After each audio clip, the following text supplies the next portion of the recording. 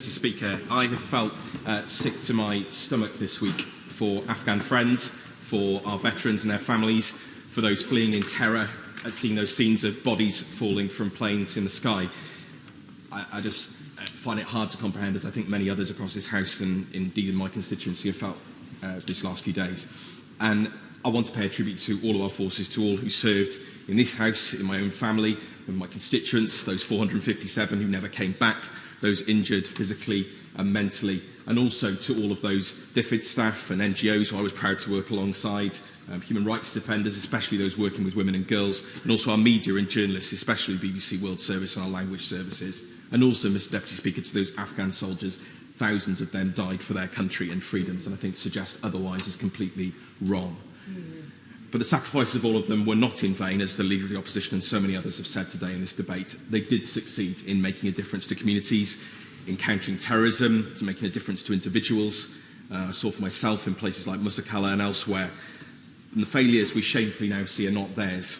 They are at the political and strategic level. And I recall in Helmand in Lashkar, after meeting the governor, being told by somebody, "You are willing to expend the blood and treasure, but the Taliban strategy is to run down the clock and to see if you have the patience." Well, they certainly figured that out. And we now risk another failure if we accept the slick Taliban PR spin we've seen over the last few days, while they execute, make lists, shoot civilians in the street, and caveat everything about rights of being within their system of justice, especially for women. So let's not be fooled.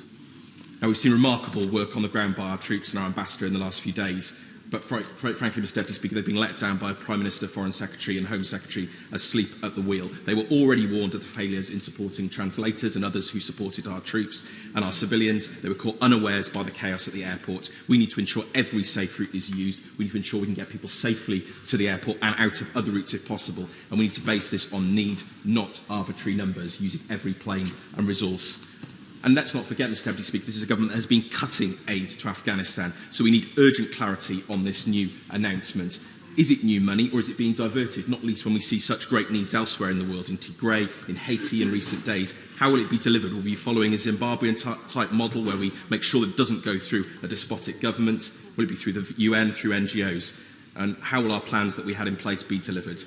But finally, Mr Deputy Speaker, I agree with what the Honourable Member for Filton and Bradley Stoke said. There were not simple binary choices here. There were other options, and this has been wrong at every level. And we have to be aware of the consequences for our own security, that of our allies, for civilians, democracy, development and human rights in the world, if we carry on down this path of diminishing retreat. Palsy.